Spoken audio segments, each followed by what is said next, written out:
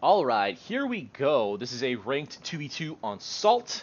Between the red team on the left side, it is V1TOR in the Black Ops, oh no, sorry, Envision, Neo, and Zaneti in the front line. No, that's not front line. What the hell is this called? The Nexus Warthog, the plastic series of mechs is what I like to call them. And the Carbon team on the right side, it is R3ddog and the Tomcat Striker and samuelman1 in the Medic Osprey.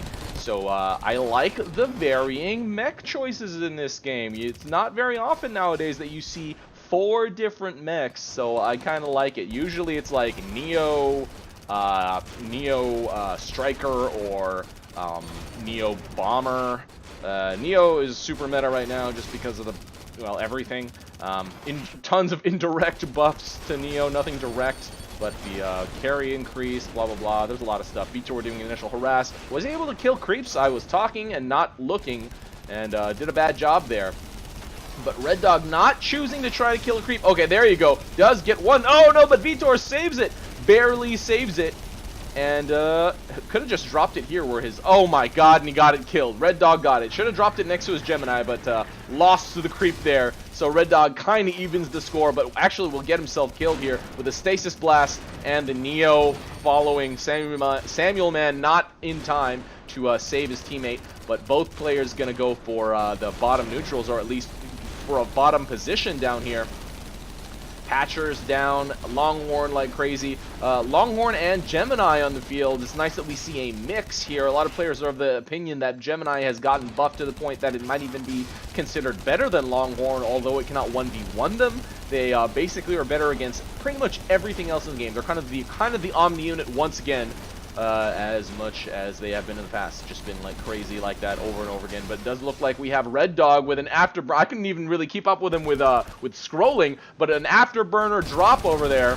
So the red team definitely has to respond to that. I will note that dropping it on that high ledge prevents anything from blocking it. And samuelman also gets killed there, as V1TOR got killed a little while ago. But the red team with a humongous massive units over here. Basically everything they have on the field, and V1TOR will take care of that single Gemini drop. Oh, it wasn't even dropped on attack, which is crazy. I think maybe because if you drop it on attack, it gets confused and doesn't shoot properly, or something like that. I forget exactly how the behavior has changed. But it does look like R3ddog and samuelman have a lot to deal with this humongous push by the red team. But Zaneti actually really low in health, and will he get... No, not getting finished off by R3ddog.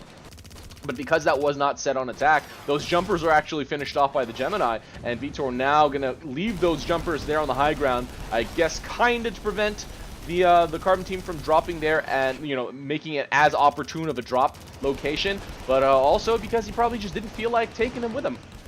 He made the jumpers finish off that Gemini, but the red team does look like they are going to reallocate their units and push to top, finishing off some of the units at mid for some strange reason in the meantime, while samuelman just has a single Longhorn and Zaneti kind of harassing a lot over there. In the meantime, again, R3ddog with a few creeps and gonna use them to drop. That's insanity, just to draw the red team back, and it actually brings both players back, so that's actually very effective. And the red team have cleared mid. I don't remember the last time I've seen that happen. People clearing mid completely, especially this early in the game. You sometimes see it later in the game, but usually people just completely live the middle platform alone because it's just so heavily defended, or at least not really defended is not really the way to put it because they're neutrals, but it's yeah, just tons of neutral units there in the middle. It takes so long to clear, and butchers now to kill the Gemini over here. The fort drops doing a lot, or causing a lot of trouble for the red team. Oh my God, a bottom push from the Carbon team, and all the red units are completely out of position. Great choice by R3ddog there, pushing bottom. samuelman with a couple of creeps to you know, supplement the bunkering, and now the red team, are they going to go for mid, or are they going to try to counter push, not counter push, but basically push bottom that they've just lost, and they are actually going to be pushing bottom. That one heavy mine, will it arm? That would be a huge arm, and yes it does, and kablooey, a lot of red tanks have been killed, and oh my God, the Carbon team has just decided to push all the way through. This might actually get the finish if it gets enough team support, and if it gets enough mech support by the Carbon team, and the surround is happening. Lots of tanks here to do lots of damage, and nothing really to block for the red team. This is a lot of danger. That was a crazy push, but now the red team army is coming back to defend this fort. That is nuts. Will the red team army get here in time? And it looks like the answer is probably no, but Zaneti with his powerful warthog fire might have actually done enough to prevent the red team from getting finished off this time.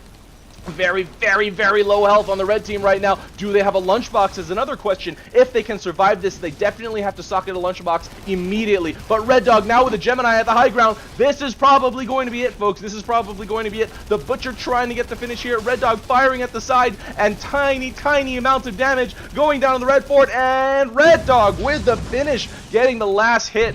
Oh my god, and this, for some reason, this got moved back because I guess they figured they didn't need it anymore or something like that, but I think it would have been really beneficial for the red team to surround their fort as much as possible because they were in humongously dire straits.